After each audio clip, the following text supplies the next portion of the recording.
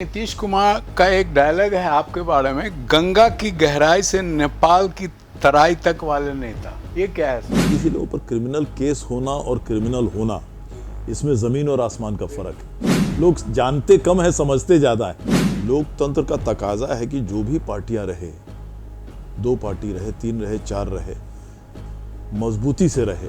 जो साइकिल योजना लाई बच्चियों के लिए, हर एक बच्ची जो स्कूल जाती है, सरकारी स्कूल जाती है, उसे हम साइकिल देंगे ताकि उसके पैदल नहीं जाना पड़े। और हर एक बच्चों को पोशाक योजना लाया। इन दोनों में ही मैं समझता हूं कि आप जो आंकड़ा दे रहे हैं उससे चौगुना खर्चा हुआ। लालच ये इंसानी फितरत है, वो कभी खत्म हो, वो समाज से खत्म हो जाएगा, धरती पर से खत्म हो जाएगा, ये कभी हो ही नहीं सकता। कोई भी आदमी सरकार के या राज के योजनाओं से वंचित ना रहे। 2 वक्त की रोटी, शिक्षा, तन पे कपड़ा, सर पे मकान निश्चित रहे।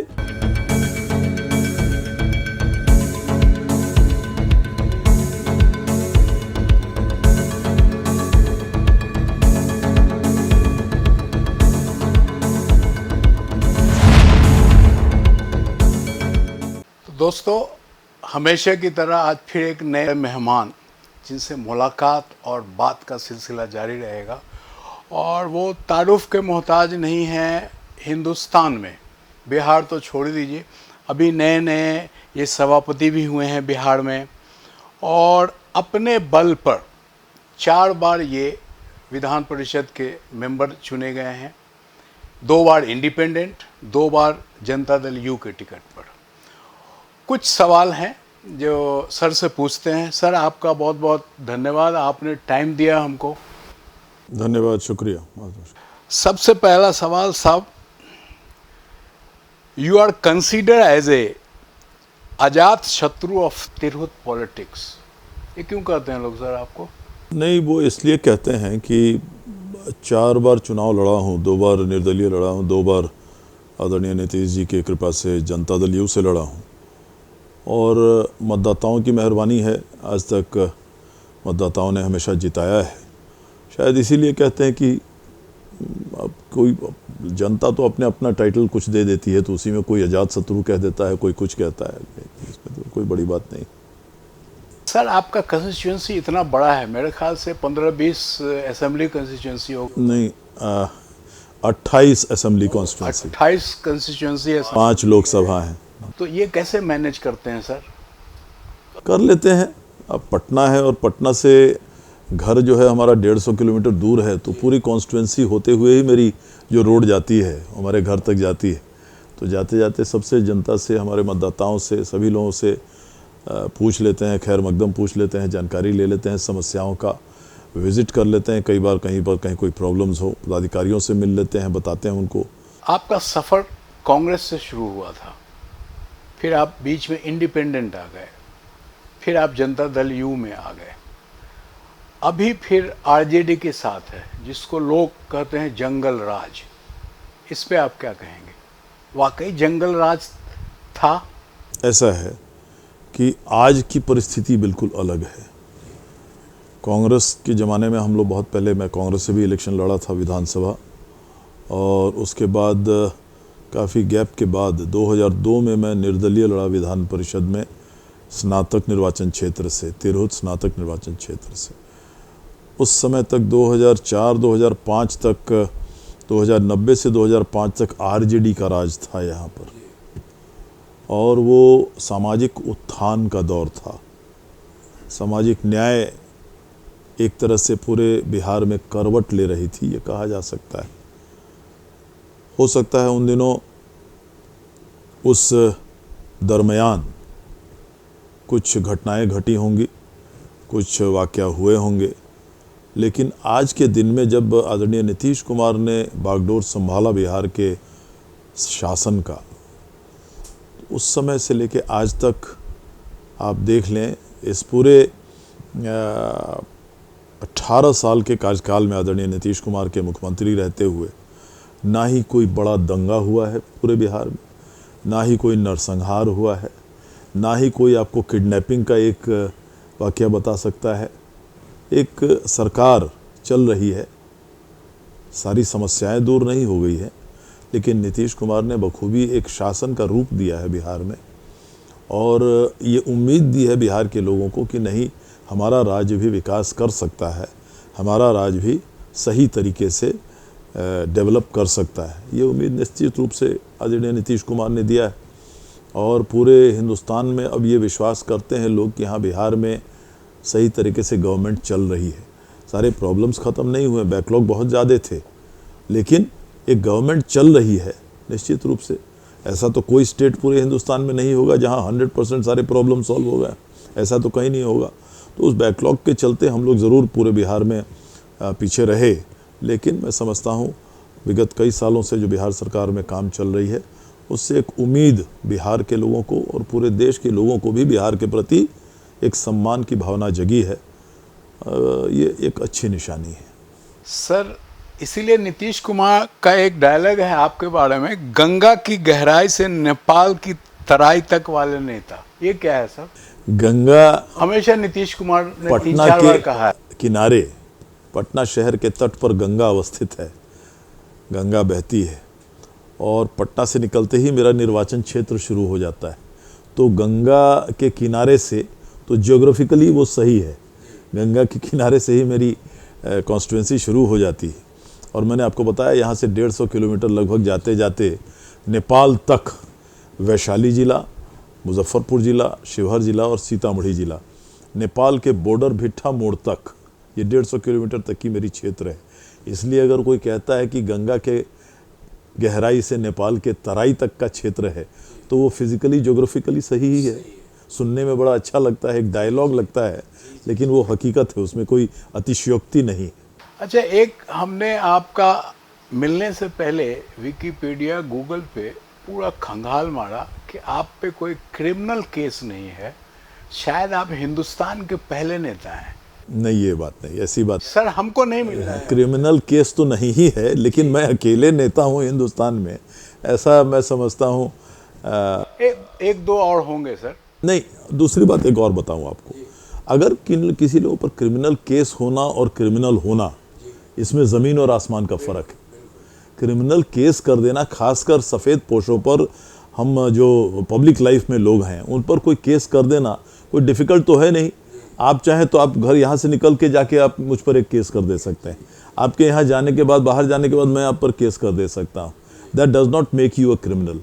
उससे ना आप अपराधी बनते हैं ना मैं बनता हूँ। और ख़ास करके डेवलपिंग स्टेट्स हैं, बिहार हैं, उत्तर प्रदेश हैं, तो ऐसे स्टेट्स में मैं समझता हूँ ये काफ़ी ज़्यादा ये प्रथा रही है आज तक।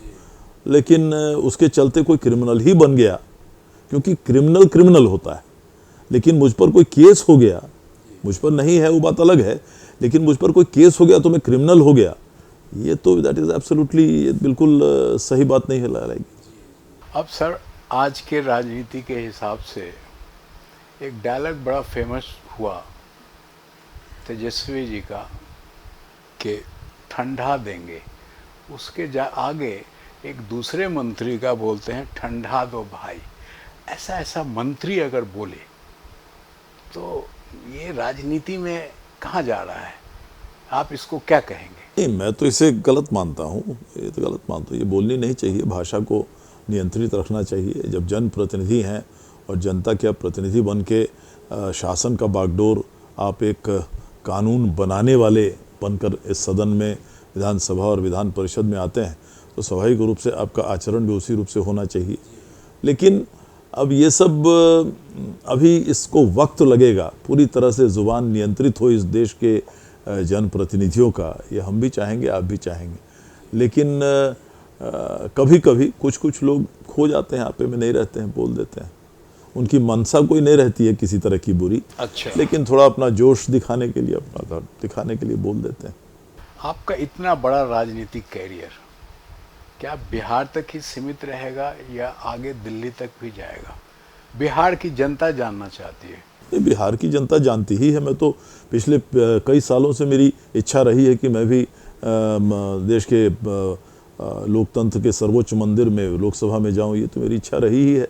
लेकिन इत्तेफाक है, शायद मेरे किस्मत में हो, नहीं हो, आज तक नहीं जा पाया हूँ, तो मैं इसे अपने किस्मत का ही एक हिस्सा मानता हूँ। इसमें मुझे कोई कोशिश रहेगी आगे भी। मेरी कोशिश हमेशा से रही, आगे भी रहेगी, लेकिन बिहार की जनता की वैसे भी सेवा की है कई सालों से। 20 साल से विधान परिषद में है, हाउस में है।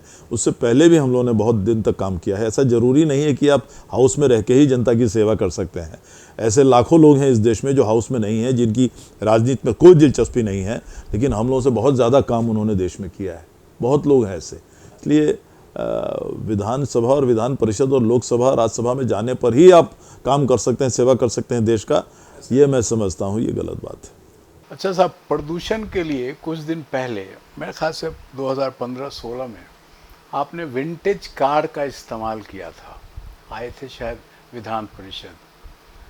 तो उस वक्त का 2-4 हमने देखा है किसी का उस पर रिएक्शन, और उस रिएक्शन में ये था कि बनवा के हाँ, एक शहंशाह ने बना के ताजमहल हम गरीबों का उड़ाया है मजाक।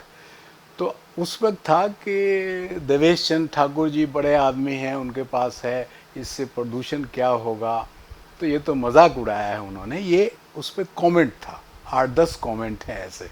एक डायलॉग आपने सुना ही होगा कि कुछ तो लोग कहेंगे, लोगों का काम है कहना। जी। वो जो विंटेज कार थी, जिन्होंने ये कमेंट किया कि शहंशाह, उन्हें पता भी नहीं होगा कि वो जो विंटेज कार थी, सबने सोचा कि वो करोड़ों की गाड़ी है, जबकि वो गाड़ी जो थी विंटेज लुक की थी और आज के एक मोटरसाइकिल से कम कीमत की थी। अच्छा, तो लोग विंटेज ये देखिए, यही तो होता है।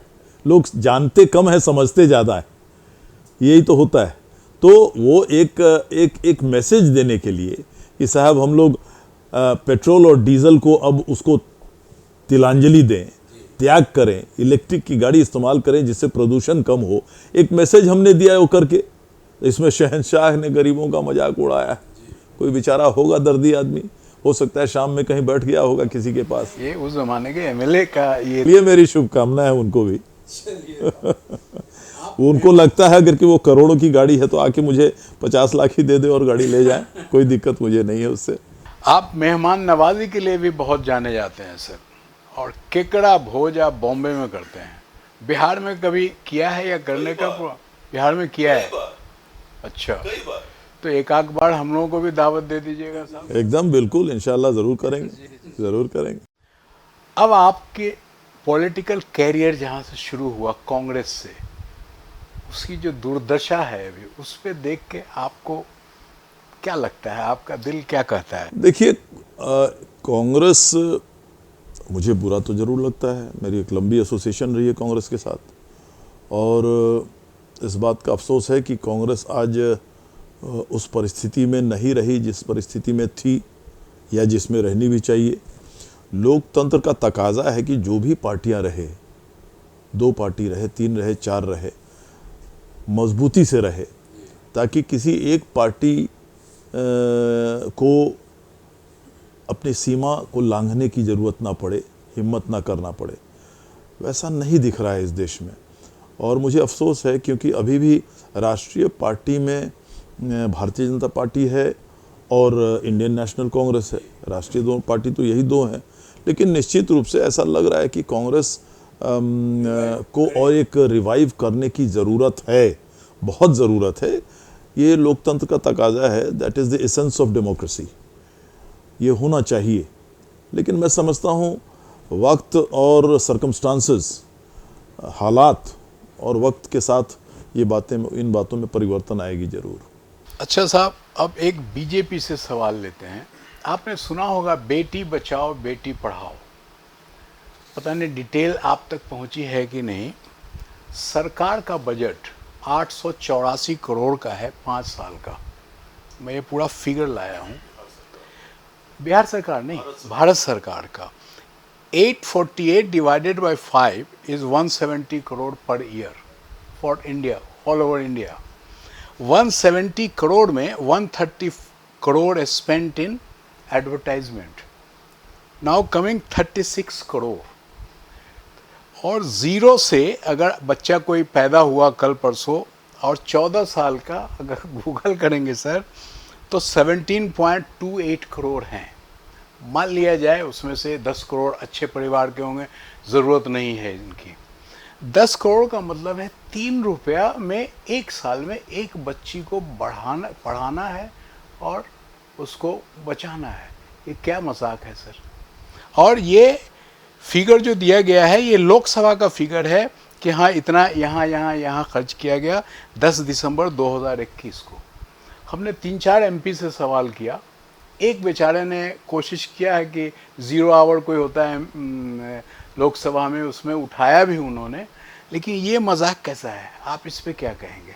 नहीं, ये आश्चर्य की आपके जो आंकड़े हैं ये आश्चर्य के हैं, क्योंकि हमारे बिहार में ही आप देख लें सर, ये मैं आपके पास छोड़ के जाऊंगा। हमारे बिहार के ही आदरणीय नीतीश कुमार ने, बिहार सरकार ने जो बच्चियों को पढ़ाने की पहल शुरू की, आप जानिए, मैं एक उदाहरण आपको दे दूं कि हमारे यहाँ नीतीश जी की सरकार आने से पहले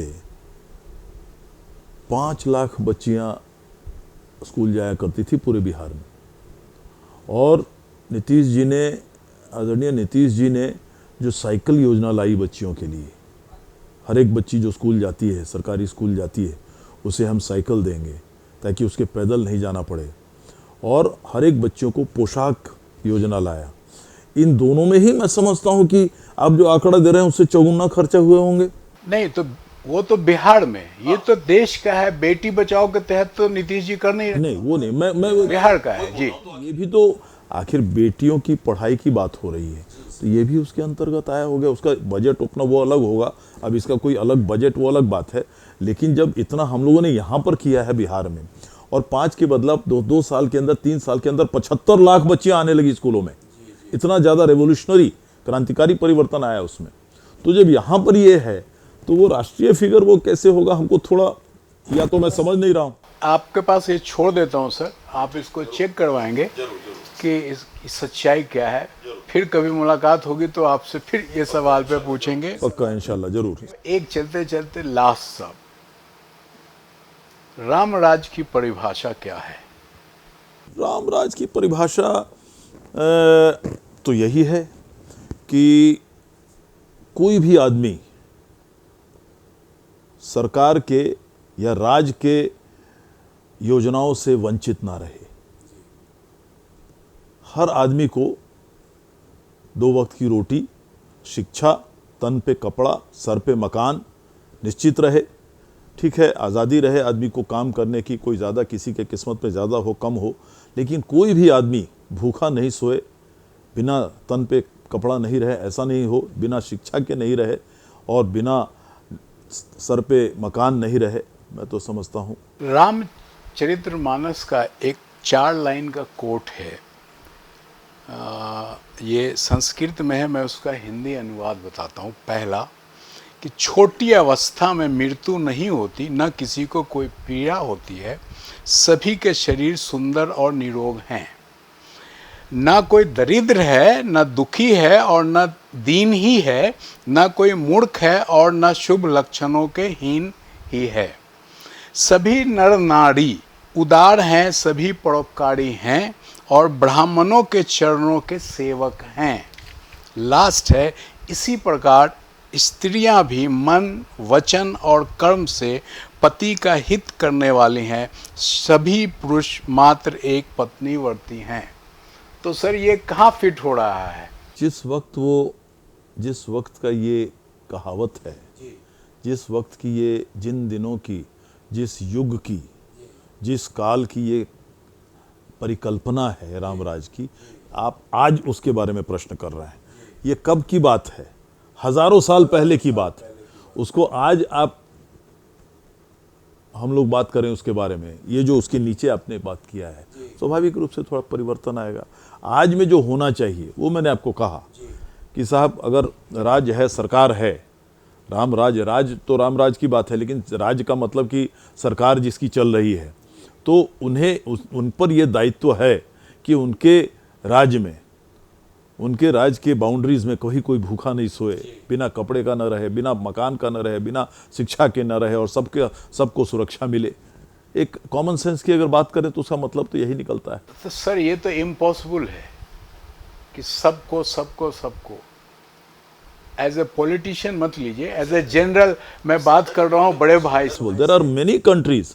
There are many countries in the world today where people are having that position. There is no short. छोटे छोटे होंगे सब, है छोटे छोटे होंगे बहुत से, हमारे यहाँ ये पॉसिबल नहीं है। आज नहीं है, हो सकता है भविष्य में हो जाए। सर नहीं होगा।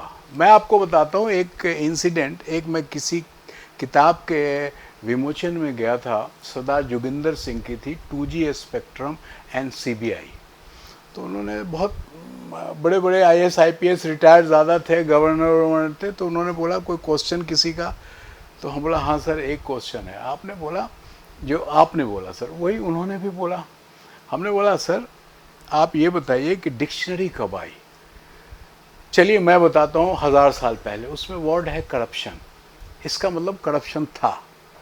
उससे पहले 1400 साल पहले कुरान, उसमें भी ये वर्ड है। उससे पहले 5000 साल पहले वेद, उसमें भी है। तो ये खत्म तो हो ही नहीं सकती, ऐसा कम हो सकता है। हम लोग नहीं खत्म कैसे होगा? खत्म जी कहीं नहीं खत्म हो सकता। दुनिया में सब जगह है, रहा है, रहेगा। वो तो लालच ये इंसानी फितरत है, वो कभी खत्म हो, वो समाज से खत्म हो जाएगा, धरती पर से खत्म हो जाएगा, ये कभी हो ही नहीं सकता है। इसकी कल्पना करना कि कहीं नहीं रहेगी, आई थिंक वो बेमानी होगी। चलिए सर, चलते चलते एक और, आपकी अब आगे महत्वाकांक्षा क्या है? कोई महत्वाकांक्षा नहीं है। मैं अपने ज़िंदगी के आखिरी मोड़ पे पहुंच चुका हूं, इसलिए कोई महत्वाकांक्षा ना मुझे पहले रही है। नहीं सर, आपकी उम्र तो 67-68 साल ही है सर अभी। जो भी उम्र रहा हो, मैं यथार्थ की दुनिया में जीता हूँ, ये बता दूं आपको। इसलिए कोई महत्वाकांक्षा इतनी ही है कि आज तक कोई दाग नहीं लगी है दामन पर, किसी चरित्र पर। आज तक कभी किसी को लौटाया नहीं है अपने यहाँ से, बिना उसकी बात सुने, बिना उसका काम किए, उसके समस्या के निदान में जो अपना योगदान होना चाहिए अगर मेरे शक्ति में रहा, मैंने कभी किसी को लौटाया नहीं है। यही आखिरी तक बना रहे, ऊपर वाले की बड़ी मेहरबानी होगी। चलिए साहब, thank you very much sir, आपने टाइम दिया और बहुत अच्छे से जवाब दिया जो मेरे जहन में था। Thank you very much. तो आज थे सभापति महोदय श्री देवेश चंद्र ठाकुर जी। बेबाक बोलते हैं, पहले से भी ये हमने सुना था। आज हमने इनका इंटरव्यू करके, बातचीत करके ये आज देख भी लिया कि हाँ ये कैसे आदमी है। अब आपकी राय जो भी हो मुझे आप कमेंट में ज़रूर बताएंगे। Thank you very much.